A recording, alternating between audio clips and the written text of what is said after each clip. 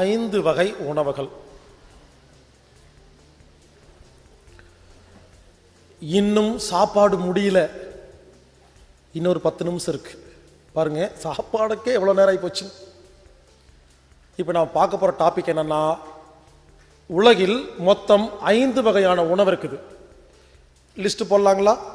1 உயிருள்ள உணவு, 2 உயிரூட்டப்பட்ட உணவு, 3 சமைத்த உணவு, சமைச்ச வெஜிடேரியன், 4 சமைச்ச நான் வெஜிடேரியன், 5 போதை பொருள் லாகிரி வஸ்து.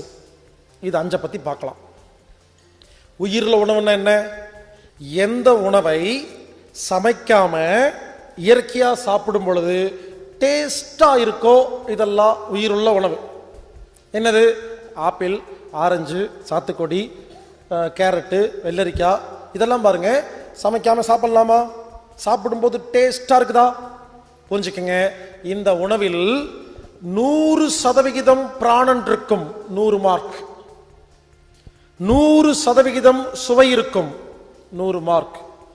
100% சத்து பொருள் இருக்கும், 100 மார்க். அப்ப எவ்வளவு? 300 மார்க்.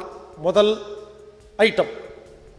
இரண்டாவது உயிரூட்டப்பட்ட உணவு அப்படின்னு என்ன? முளைகட்டிய தானியங்கள். யோசிச்சு பாருங்க, முளைகட்டிய தானியங்கள் சாப்பிடுங்க சாப்பிடுங்கன்னு சொல்றாங்க இல்லையா? ஆனா அதை சாப்பிடும்போது உண்மையிலேயே ரொம்ப ரசிச்சு ருச்சி டேஸ்டாவா சாப்பிட்றீங்க? டேஸ்ட் இல்லை, இல்லை, ஏதோ நல்லதுன்னு சொல்லி சாப்பிட்றோம். புரிஞ்சுக்கங்க, முளைகட்டிய தானியங்கள் டேஸ்ட் கம்மியா இருக்குதா? 50 மார்க். ஆனா பிராணன் 100 இருக்கும், 100 மார்க். சத்து பொருள் 100 இருக்கும், 100 மார்க். அப்ப எவ்வளவு? 250 மார்க். இரண்டாவது கேட்டகரி. மூணாவது வகை உணவு சமைச்ச வெஜிடேரியன். இட்லி, தோசை, பொங்கல், சப்பாத்தி இருக்கு இல்லைங்களா? சமைச்ச வெஜிடேரியன் உணவுகள், சைவ உணவுகள்லாம். இதெல்லாம் ஏன் மூணாவது பாயிண்ட்னா, எப்போ ஒரு பொருளை சமைக்கிறோமோ பாதி சத்து போயிரும், 50 மார்க். பாதி சுவை போயிரும், 50 மார்க். பாதி பிராணன் போயிரும், 50 மார்க். அப்ப எவ்வளவு? 150 மார்க். மூணாவது கேட்டகரி. நாலாவது கேட்டகரி சமைச்ச நான் வெஜிடேரியன். எப்போ நான் வெஜிடேரியன்ல பாத்தீங்கன்னா பிராணன் இருக்காது. வெஜிடேரியன்ல பிராணன் இருக்கும், நான்வெஜ்ல பிராணன் இருக்காது. ஆனா சத்து பொருள் இருக்கும், சுவை இருக்காது. அதனால அதுக்கு 100 மார்க். அடுத்தது உயிருள்ள உயிரூட்டப்பட்ட சைவம், சமைச்ச சைவம், சமைச்ச அசைவம். ஐந்தாவது என்னன்னு கேட்டீங்கன்னா லாகிரி வஸ்து, போதை பொருள். இதை பயன்படுத்தவே கூடாது. அது என்ன தெரியுமா?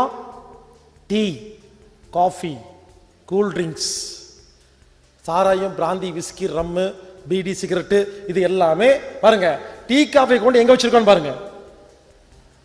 ஏன்னு கேட்டா டீ காஃபி என்பது உணவு இல்லைங்க, போதை பொருள். இங்க பாருங்க, போதை பொருளுக்கும் உணவுக்கும் என்ன வித்தியாசம் சொல்லட்டுங்களா? ஒரு ரூம்ல உங்களை அடைச்சு வச்சுட்டு 3 நேரமும் சிக்கன் மட்டும் கொடுக்கறேன், சிக்கன் 65 சாப்பிட்டுட்டு உயிரோட இருப்பீங்களா இருக்க மாட்டீங்களா? இருப்பீங்க. அப்ப சிக்கன் 65 உணவு. ஒரு ரூம்ல அடைச்சு வச்சு 3 நேரமும் உருளைக்கிழங்கு கொடுக்கறேன், உயிரோட இருப்பீங்களா இருக்க மாட்டீங்களா? 3 நேரமும் பால் கொடுக்கறேன், உயிரோடு இருப்பீங்களா இருக்க மாட்டீங்களா? 3 நேரமும் பீடி கொடுக்கறேன், இருக்க முடியுமா? 3 நேரமும் பிராந்தி கொடுக்கறேன், இருக்க முடியுமா? புரிஞ்சுக்கங்க, போதை பொருளுக்கு உணவுக்கு என்ன வித்தியாசம்னா, எதை ஒன்னை திரும்ப திரும்ப திரும்ப சாப்பிட்டு வேற எதையுமே சாப்பிடாம ஒரு மனிதன் உயிரோடு இருக்க முடியுமோ அதெல்லாம் உணவு. எதை ஒன்றை சாப்பிட்டுட்டு அதவே சாப்பிட்டு உயிரோட வாழ முடியாதோ இதெல்லாம் போதை பொருள். இவ்வளவுதான், முடிஞ்சு போச்சு.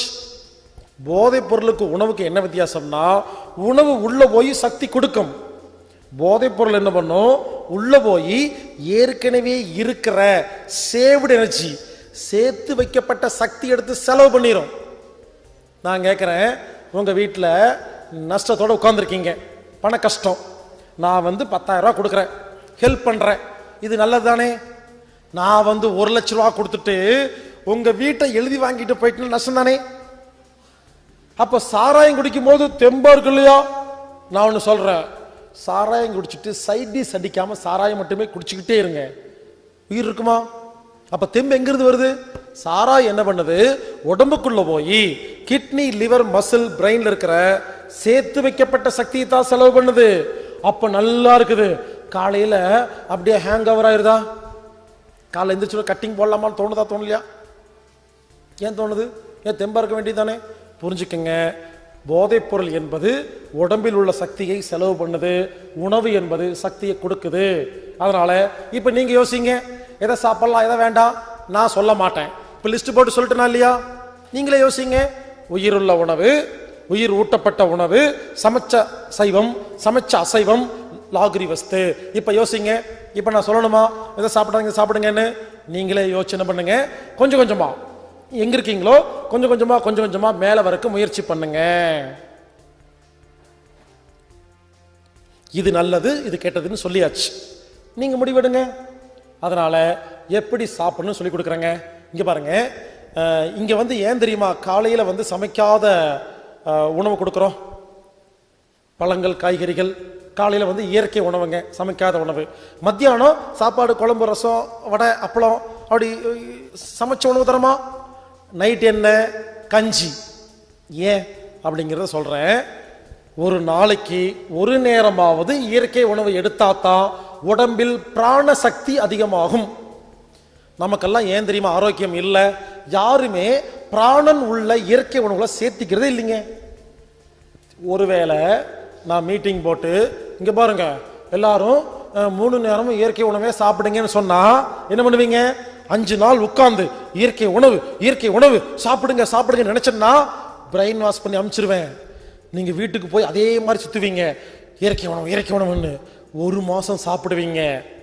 1 மாசம் கழிச்சு பக்கத்துல யாராவது இட்லி சாம்பார் சாப்பிட்டு இருந்தா ஒண்ணு கூட அப்படின்னு கேட்டுருவீங்க, முடிச்சு போச்சு.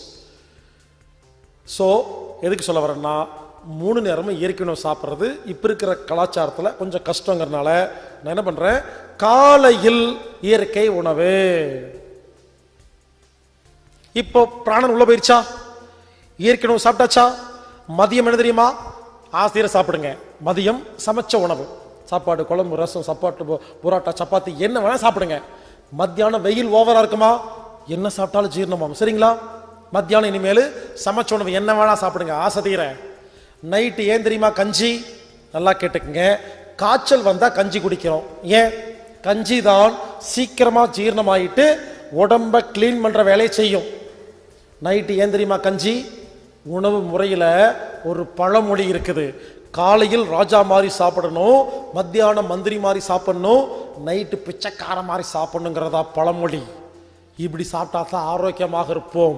ஆனா இப்ப என்னாச்சு, காலையில பிச்சைக்கார மாதிரி ஒரு தோசை சாப்பிட்டு ஓடி போயிடுறது, மத்தியானம் மந்திரி மாதிரி சுமாரா சாப்பிட்றது, நைட்டு 12 மணிக்கு ராஜா மாதிரி வெளுத்து கட்டுறது, உல்டாவா மாறி போச்சு.